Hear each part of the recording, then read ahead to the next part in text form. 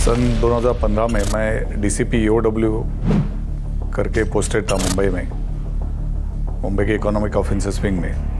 तब मई महीने में हम लोग को एक इन्फॉर्मेशन मिली थी कि एक आदमी सिल्वर ओक इंडिया नाम की कंपनी चलाकर उसमें से लोगों से पैसे इकट्ठा कर रहा है और पॉन्जी स्कीम चला रहा है।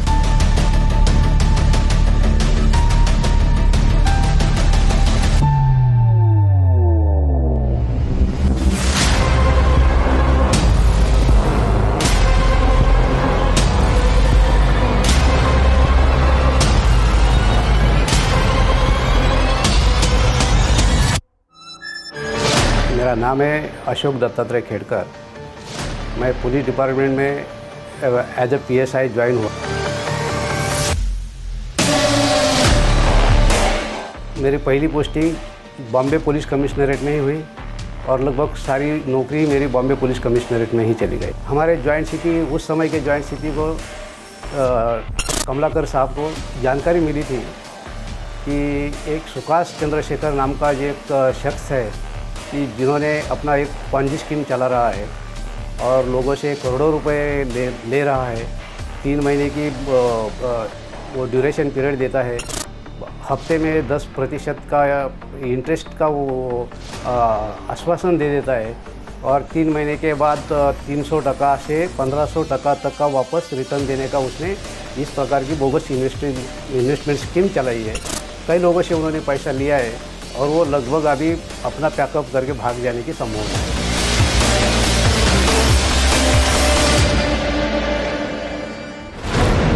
सैकड़ों लोग लुट गए। करोड़ों की रकम सुकेश चंद्रशेखर के खाते में आ गई, लेकिन उसकी पैसों की भूख मिटी नहीं थी। उसने मुंबई की कई नामचीन हस्तियों को अपनी फ्रॉड गैंग में शामिल कर लिया। एक बड़े गीतकार के बेटे का नाम भी आया। उधर लीना मारिया पॉल फिल्म इंडस्ट्री में अपनी पैठ बना रही थी। तभी मुंबई पुलिस को इस गोरख धंधे की भनक लगी।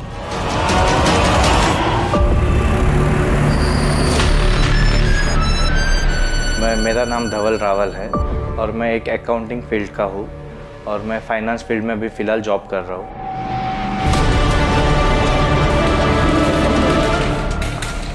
सुकेश चंद्र जी से मुलाकात मेरी उनके ऑफिस में हुई थी और हम वहाँ पे उनके ऑफिस में अंधेरी वेस्ट में उनका एक ऑफिस था, लायन ओक इंडिया करके। वहाँ पे मेरी पहली मुलाकात वहाँ पे हुई थी और वो मुझे एक जॉब का ऑफ़र आया था। तो एक कंसल्टेंसी फर्म से जॉब का ऑफ़र आने के उनके द्वारा मैं उनके ऑफिस में गया था। तो फिर वहाँ से हमारी मुलाकात हुई थी।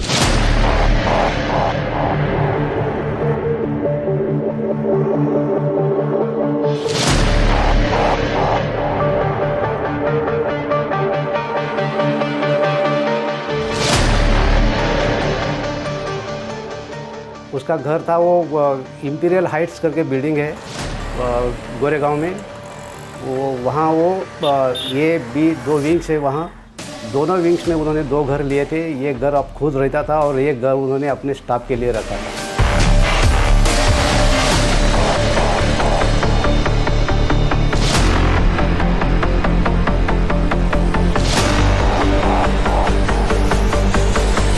उसकी लाइफस्टाइल है, बड़ी लग्जरियस लाइफस्टाइल है। काफ़ी सारी गाड़ियाँ उसके पास में है, मर्सिडीज बेंज, ऑडी, मैसेराटी और कई 7-8 गाड़ी उसने खरीदी थी। उसके पास में जो फ़ोन भी थे तब वो 3 से 4 लाख का एक फ़ोन वो इस्तेमाल करता था। क्या नहीं था उसके अंदर क्या क्या नहीं था वो पता नहीं, सब A to Z था। मतलब वो एक आलीशान घर हम जब मूवी में देखते हैं तो मूवी में जो देखते तो मूवी से भी ऐसा बढ़कर ऐसा घर लग रहा था।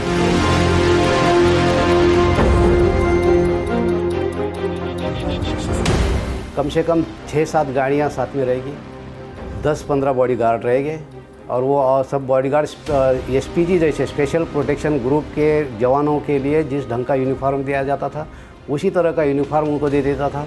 नकली रिवॉल्वर उनको भी देता था, खुद भी रखता था। और अपनी गाड़ियों में कहीं भी हाई पॉलिटिकल डिसिग्नेशन वाले जैसे MP लिखेगा, कोई तो मिनिस्टर को लिखेगा, कोई तो फिर MLA लिखेगा, इस प्रकार के बोर्ड लगाता था। और उसका पहराव और उनके ये वो सब बॉडीगार्ड, फिर वॉकी टाकी के साथ वॉकी टाकी चलता था।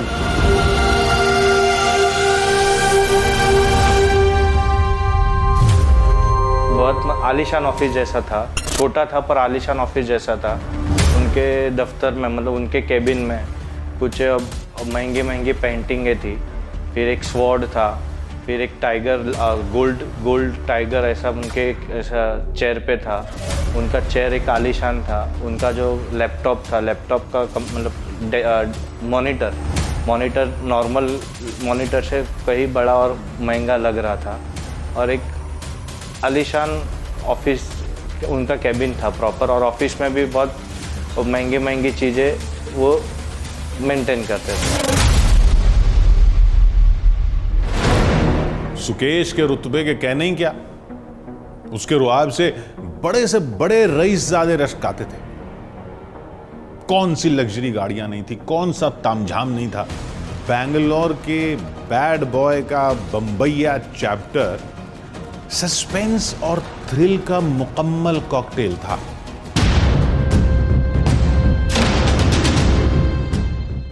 ऐसी स्कीम वो चला रहा था कि जैसे दिवाली फेस्टिवल, दिवाली के नाम पर diamond and gold, Dhanteras, Christmas, Santa Claus, ऐसे अलग अलग फेस्टिवल के नाम से वो स्कीम चला रहा था और लोगों से पैसा इकट्ठा कर रहा था।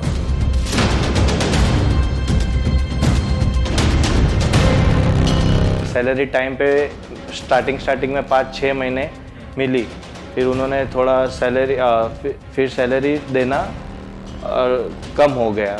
मतलब इट मीन्स वो मुझे पता है जितना मेरा 5-6 महीने से लास्ट 4-5 महीने से सैलरी नहीं दी गई थी।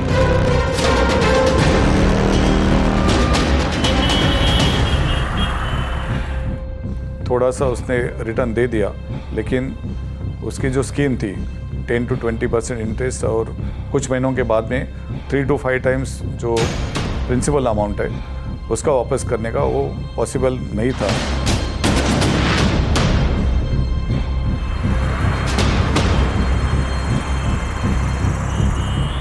लेकिन ये केस थोड़ा सा अलग हुई। ये इसलिए अलग हुई कि यहाँ कोई हमारे सामने कंप्लेंट नहीं आया। हमें जानकारी मिल रही थी कि ये आदमी लोगों को फंसा रहा है, इस प्रकार की पॉन्जी स्कीम चला रही। पुलिस ने, हम लोगों ने हमारी तरफ से एक्शन लिया, सुमोटो एक्शन था। सुकेश ने मुंबई में 2 फ्लैट रेंट पर लिए, विदेशी नस्ल के 3 कुत्ते पाले, कुत्तों की रखवाली के लिए नौकरों की फौज रखी। यानी उसके सब्ज़बाग ऐसे थे कि उसके रईस पड़ोसी भी हैरान रह जाते थे। लेकिन यही रईसजादा मुंबई के मुफलिसी के मारे लोगों को छल कर उन्हें लूट रहा था।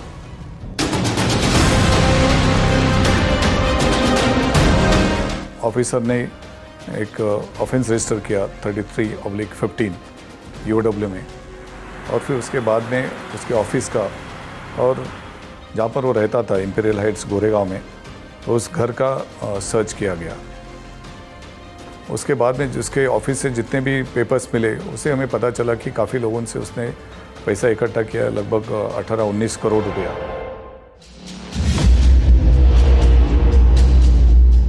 जब हमने रेड किया तो उसी के घर में ही वो भी मिला वहाँ, और उसकी वाइफ भी वही मिली, और दोनों का भी इन्वॉल्वमेंट उसी समय हमारे नज़र में आया कि इतना बड़ा डॉक्यूमेंट्स हमें मिला, खुल्लम खुल्ला दिखाई दे रहा था कि कितने करोड़ों की कैसी उन्होंने चीटिंग किया, सब डॉक्यूमेंट दिखाई दे रहा। तो हमें ये उसको तुरंत अरेस्ट करना इम्पोर्टेंट था, तो हमने जगह पे ही उसे पंचनामा किया, जब्त किया, और उसी समय उसे अरेस्ट करके ही ऑफिस लेके आए। करीबन उसने 1000 लोगों से, अंदाजन 1000 लोगों से अब तक 10 करोड़ की अमाउंट उसने उन लोगों से कलेक्ट की है। कितने करोड़ रुपए लिए थे? मैं ऑफिस में नॉर्मली ऑफिस में जो जैसा जाते हैं वैसा गया था, और कुछ सब उधर रेड गिरी थी, तो मतलब इट मीन्स सब डॉक्यूमेंट एंड ऑल सब चेक किया जा रहा था।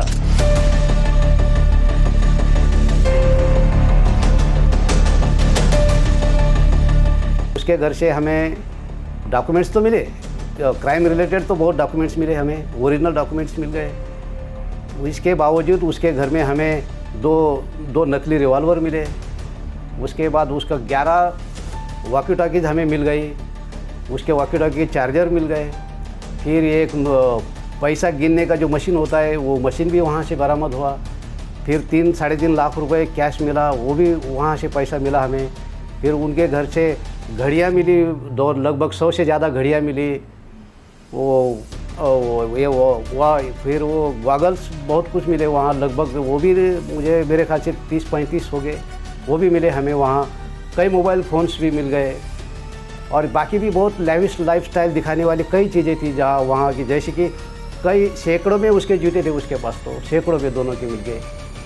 तो ये बाकी भी बहुत चीज़ें थी उसमें। सेम डे हमें 7 बहुत ही महंगी कारें भी हमने जब्त किया, जैसे उसमें बेंटली थी, मसराटी थी, टाटा सफारी गाड़ी, 2 जिप्सी गाड़ी, इस प्रकार की 7 गाड़ियाँ जब्त किया, और एक बेहतरीन एक बुलेट जैसी बड़ी बाइक भी जब्त किया हमने। काफ़ी अच्छी सभी जो गाड़ी है, मोबाइल्स है, और इसके अलावा कुछ प्रॉपर्टी भी हम लोग ने इस गुने में सीज़ की है।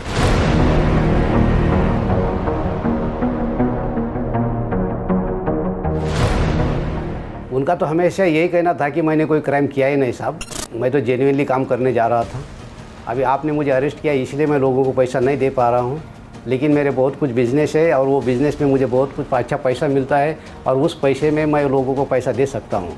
उनकी पहले तो शुरुआती में पहले 8-10 दिन में तो उनकी यही कहानी थी, तो वो तो कोई ये नहीं हो रहा था, मतलब सही बात बोलने के लिए राज़ी नहीं हो रहा था। लेकिन हमें हमारे जो सोर्सेज से हमें जो जानकारी मिल रही थी, तो उन्होंने जो भी 2-3 बातें कही थी उसको वेरीफाई किया हमने। ऑफिसर्स की टीम हमने बेंगलोर भेज दिया, चेन्नई भेज दिया, और दिल्ली में भी भेजा, और फिर वहाँ से जो जहाँ उनके खिलाफ़ केसेस रजिस्टर हुई थी वो सारा रिकॉर्ड उसका इकट्ठा किया मैंने, पूरा रिकॉर्ड इकट्ठा किया। जिस गांव का एड्रेस दिया था उसके माँ बाप का बिज़नेस क्या है क्या नहीं उसके बारे में भी जानकारी ले लिया था। और फिर मुझे पूरा यकीन हुआ कि वो जो भी कहता है वो सारा के सारा झूठ है। बताइए कि आप सामने वाले को गुमराह करने का कोशिश करता है। एक समय तो इंट्रोगेशन के समय तो उन्होंने इनिशियल स्टेज में पहले 2-3 दिन में तो यही बोला था कि साहब मेरा बिज़नेस इतना बड़ा है आपको पता नहीं है कि मेरा पर्सनल हवाई जहाज़ है, और वो दिल्ली के पालम एयरपोर्ट पर अभी खड़ा है, और उसका मैं दिल्ली का 50 लाख रुपए रेंट भर रहा हूँ। उनका नाम सुकेश था वही पता नहीं था, मुझे तो सिर्फ चंद्रशेखर पता था। मेरा नाम तो मेरे को पता ही नहीं था कि उनका नाम सुकेश, रियल नेम सुकेश है। अभी भी मुझे कभी कभी शक होता है कि सुकेश भी नाम है कि नहीं है, क्योंकि चंद्रशेखर ही मुझे तो पता था नाम, तब पता चला कि नहीं ये पूरा के पूरा इंसान ही फेक है, पूरा के पूरा इंसान एक इमेजिनरी वर्ल्ड क्रिएट करवाता है या किया है, उसने खुद ने किया है करवाता है। तो एकदम एक डिप्रेसिंग मोमेंट था कि ये अचानक मतलब मैं कहाँ से कहाँ मतलब बोलते हैं ना अभी आपको मैं वो बता नहीं सकता, क्योंकि वो टाइम पे जो फील हुआ था कि एकदम इधर से दुनिया ये यहाँ से यहाँ या यहाँ से यहाँ कैसा हो गई थी पता ही नहीं थी। इंट्रोगेशन किया था और तब उसके साथ में उसकी एक को अक्यूज्ड जिसका नाम लीना मारिया पॉल था वो भी थी, और लीना मारिया पॉल ने कुछ साउथ इंडियन फिल्म्स में एक्टिंग किया था। एक मद्रास कैफ़े करके तब एक फिल्म आई थी, उसमें भी उसने एक्टिंग किया था। तो जब उससे मैंने इंट्रोगेशन किया तब पता चला कि उसके ऊपर पहले ही 13-14 ऑफेंसेस रजिस्टर्ड है, कुछ बेंगलोर में, कुछ चेन्नई में, तमिलनाडु में।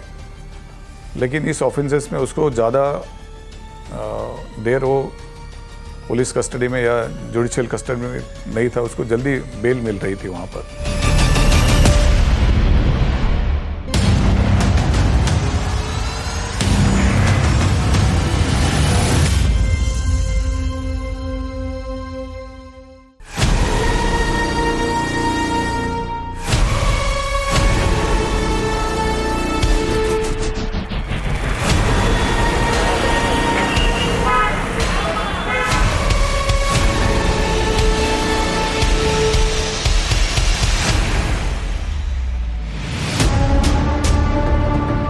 क्या लिंक था वो समझ में नहीं आ रहा था।